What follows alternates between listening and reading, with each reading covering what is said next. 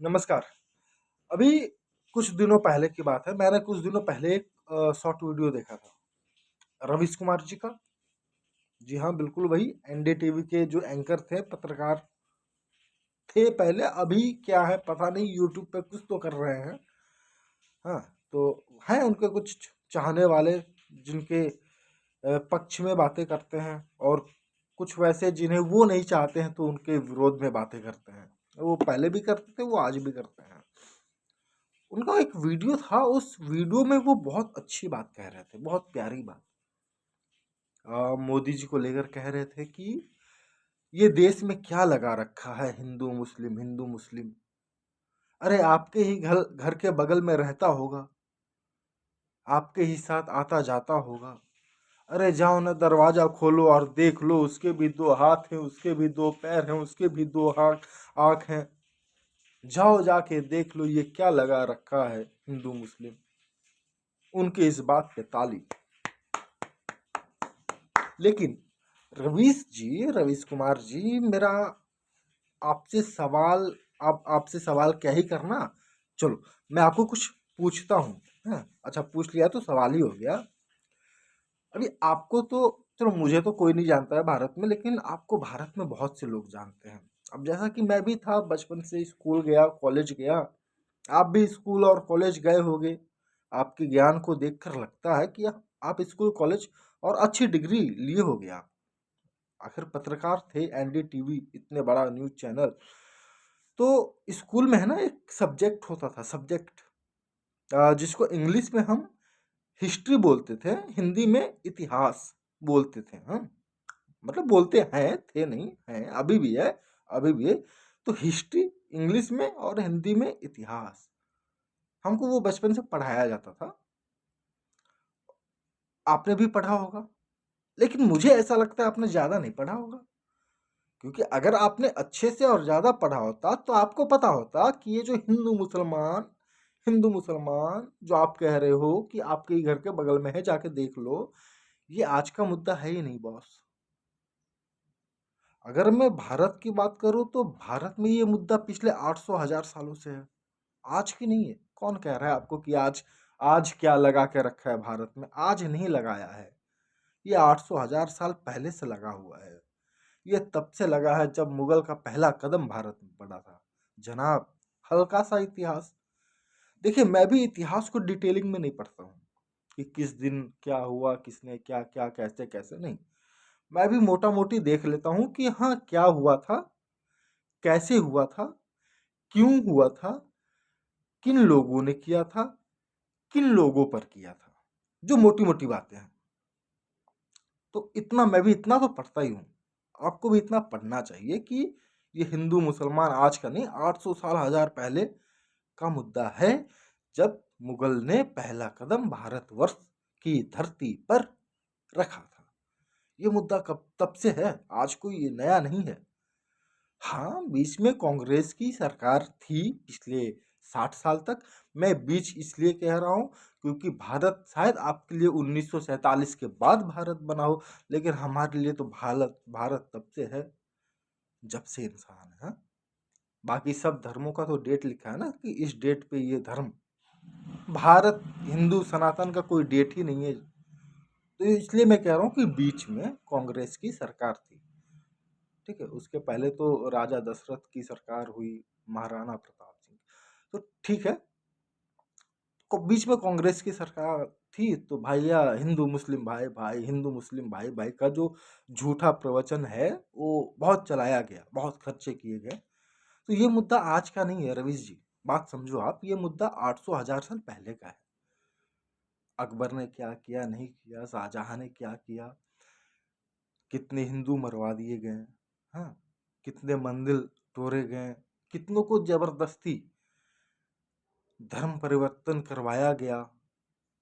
हाँ, ये जो आज जो ये भारत में मुसलमान घूम रहे हैं, हम्म, ये कौन है ये अरब वाले हैं क्या? मुसलमान की उत्पत्ति तो अरब में हुई ना, उत्पत्ति तो नहीं हुई।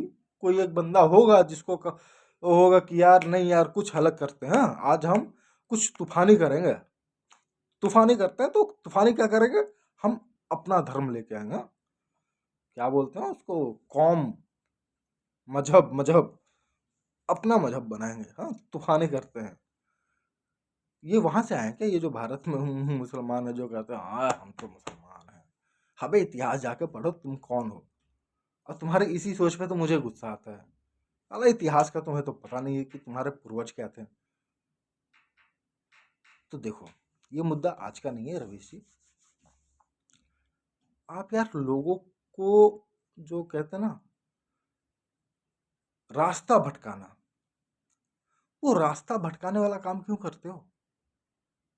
मेरी नजर में दो चीजें हैं। पहला चीज जो सत्य है, दूसरा चीज जो असत्य है। सत्य क्या है? सत्य यह है कि भारत पे केवल अंग्रेजों ने नहीं, मुगलों ने भी शासन किया। भारत को केवल अंग्रेजों ने नहीं, मुगलों ने भी लूटा।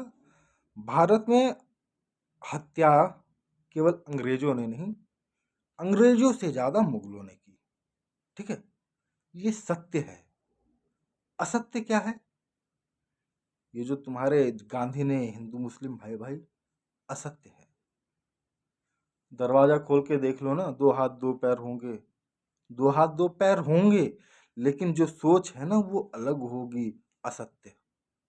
मतलब सोच अलग होगी ये सत्य है, बाकी तुम जो भाई भाईचारा वो असत्य है। ठीक है, मेरे को एक बात बताओ ना, ये जो 1947 में ये जो पाकिस्तान नाम का एक कीड़ा जन्म लिया है, नाली का कीड़ा जो एक जन्म लिया पाकिस्तान नाम का, क्यों लिया?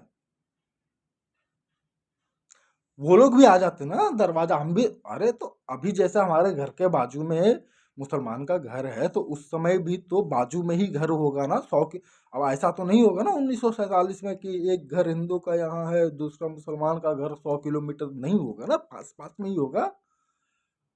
दरवाजा खोल लेते, देख लेते, हमारे भी दो हाथ, हमारे भी दो पैर, हमारे भी दो आंख हैं, देख लेते ना पाकिस्तान क्यों बनाया, या पाकिस्तान की मांग क्यों की? धर्म के नाम पे की ना कि नहीं हम मुसलमान हैं, हमको अलग चाहिए। अच्छा, अलग क्यों चाहिए भाई? तुम मुसलमान हो तो तुम तो अरब के हो। तो नहीं जी, हाँ वो तो हमारे बहुत पुराने वाले पूर्वज अरब से थे। अभी तो हम तो, हमारे तो बाप दादा सब भारत में है, हमको तो अलग चाहिए। और भारत की बदकिस्मती कि गांधी जैसा व्यक्ति जो भारत में था, और उस वक्त भारत के लोगों ने भी, भारत के लोगों की भी गलती, जो उस गांधी को माथे पे बैठा के रखा था, अलग कर दिया। धर्म के नाम पे हुआ ना।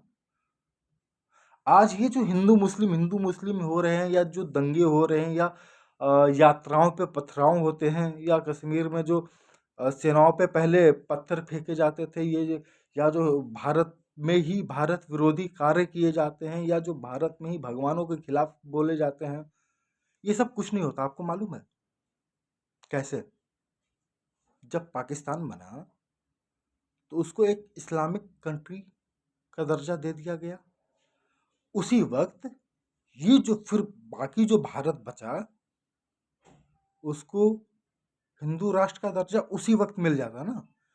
ये सब चोचले होने ही नहीं थे, नहीं होने थे चोचले। जिस प्रकार 1947 में पाकिस्तान में 18 से 20% हिंदू थे, और आज की डेट में 1 से 1.5% बचे हैं, उसी प्रकार भारत में मुसलमानों की संख्या कितनी थी, उसको भी घटानी चाहिए थी ना। पाकिस्तान में जिस प्रकार हजारों मंदिरों को तोड़ दिया गया, भारत में भी उसी प्रकार ये जो 3 लाख मस्जिदें हैं आज की डेट में, नहीं होती तो ये सब चोचले होते क्या? पाकिस्तान अपने फायदे के लिए अफगानियों को अपने देश बुला लेता है, अमेरिका से मोटा मोटा पैसा लेता है, ह्यूमन राइट वालों से मोटा मोटा पैसा लेता है। जब उधर से पैसा आना बंद हो जाता है तो 17 लाख अफगानी को बोल देता है कि गेट आउट। और अभी तो लेटेस्ट न्यूज ये है 2 दिन पहले की, कि सब अफगानियों को कह रहा है कि तुम जा तो रहे हो, तुमको लात मार कर हम भगा तो रहे हैं, लेकिन $830 हमको दे के जाओ। मतलब हम तो तुमको भगा रहे हैं, लेकिन 830 इनको भीख देखो, आम पब्लिक से भी भीख मांगने लग गई, वो भी अफगानी से। तो जब हमने एनआरसी लाके हम क्या कर रहे थे, वो तो सबको भगा रहा है, सबको, लेकिन हम क्या कर रहे थे कि भैया जिसके पास ये प्रूफ नहीं है कि आप भारत के निवासी हो, हम उनको भारत से निकालेंगे। इसके विरोध में क्यों आ गए? हिंदू मुसलमान का घर पास में है, जाओ दरवाजा खोल लो, दो हाथ दो पैर, ये मुद्दा आज का नहीं है सर।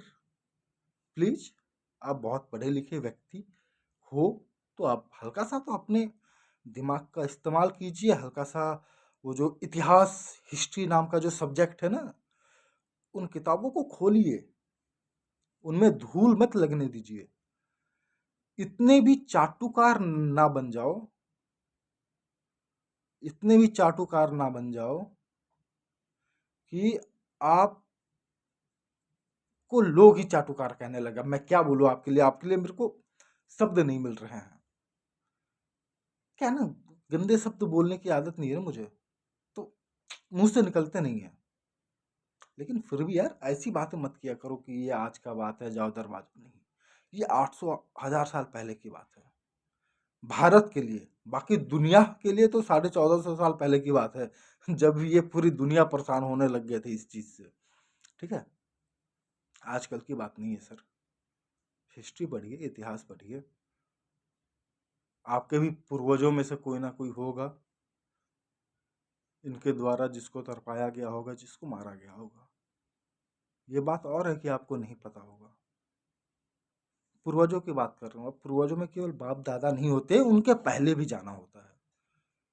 पूर्वजों में मेरे भी कोई रिलेटिव होंगे।